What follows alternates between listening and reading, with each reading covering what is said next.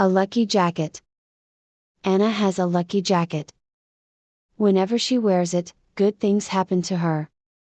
She wore it on her final exam one time, and she got the highest grade in the class. The jacket is green with yellow stripes. It's really smelly, because Anna never washes it. She is scared that washing the jacket will wash away the luck. She keeps the jacket in a closet all by itself. No other clothes are in the closet. Anna had an important interview for a job. She was very nervous about it. She wanted to wear the jacket, but the jacket was not appropriate for the interview. She needed to wear nice clothes. She decided to wear the jacket under a plain gray sweater. Perfect plan, she thought. When Anna entered the interview room, she started to sweat. She wondered why it was so hot. She realized that the heater was on. She sat down across from the interviewer. "Anna, you're sweating. You should take your sweater off." Anna laughed nervously. "I'm fine," she said. By the end of the interview, there was a sweat stain on Anna's sweater. She left the interview feeling unsure. A week later Anna got a phone call from the boss. The boss offered her the job. The lucky jacket worked. Not going to church. Chris has been going to church every Sunday since he was 4 years old. His parents were very religious and wanted Chris to follow in their footsteps. His dad was a pastor, and his mom was a choir leader. Chris always felt like he was in the middle. He didn't particularly love or hate Christianity. Chris learned about other religions in his history class. He learned about Buddhism, Islam, Hinduism, and more. After learning about other religions, Chris wanted to convert to Buddhism. He felt like he could relate to it better. One Sunday, he told his parents he was not going to church. They were shocked, and angry. They told him that if he did not go to church, they would take away all electronics from him. Chris was okay with that. He gave his parents his cell phone, video game console, and laptop.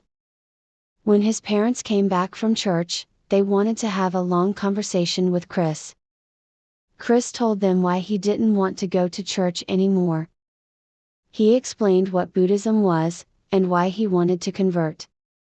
His parents tried to convince him that Christianity was better. It was useless. Chris made his decision. Fighting friends. Roland and Miles have been best friends since 9th grade.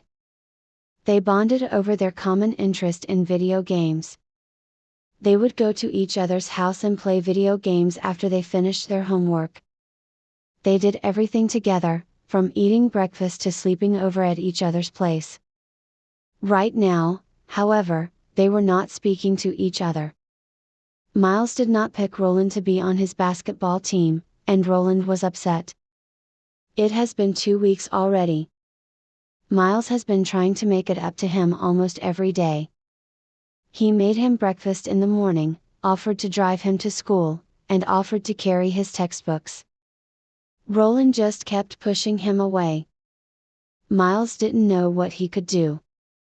Miles directly asked him one day and Roland said, "Nothing you do can make up for what you did." Miles was sad, and he gave up. Now, Roland and Miles are about to graduate from high school. It has been a year since they talked. On the last day of school, Roland goes up to Miles. "Hey, I really miss you, to be honest. Want to play video games after the graduation ceremony?" Roland asks. Miles smiles and says yes. Sometimes, you can't fix your mistakes right away. Friendship takes time to fix. The election speech. Benjamin walked out of the locker room after swim practice.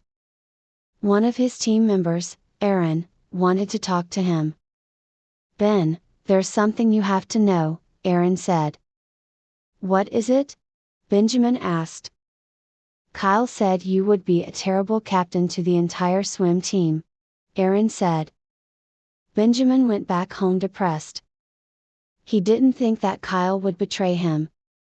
Tomorrow would be the swim captain election. Benjamin didn't have time to worry about Kyle. He had to prepare his speech. The next day, Benjamin and Kyle stood in front of the swim team. Kyle went first. Hello, fellow team members. I want to be your next swim captain, because there is nothing I care more about than swim. I will put 110% into every practice we have and every competition we enter. We're going to be winners if you vote for me. Benjamin was up next. Hi all. I should be the next captain, because I want to make this team stronger. It's important that we all work together and be friends with each other. We need to support each other whether we win or lose. I will make this team a family. By being a family, we will be more motivated to do our best. A hot risk. It is 100 degrees Fahrenheit in Los Angeles, California today. Toby had made plans to go hiking today. His mom told him not to go because it was too hot. Toby still wanted to go. Toby and his friend drove up to the hiking trail. When they got out of the car, they felt the hotness immediately. Toby, I'm starting to sweat already, his friend said. You'll be fine, just drink water, Toby said. As they started walking, they noticed that the plants were all brown. They all died. There were not a lot of people hiking either. Toby's friend started to put sunscreen on.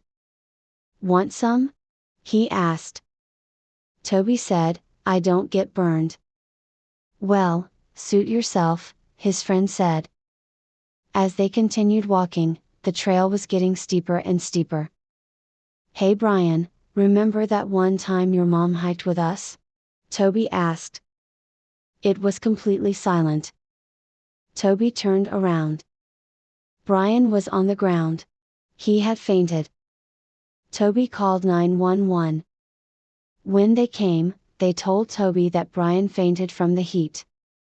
You shouldn't be out on a day like this, the emergency response team said. Toby rode with Brian to the hospital. Toby even sat beside Brian as he was unconscious. An hour later, Brian was up.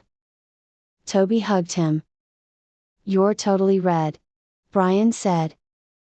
Toby looked in the mirror and saw that his face was sunburnt.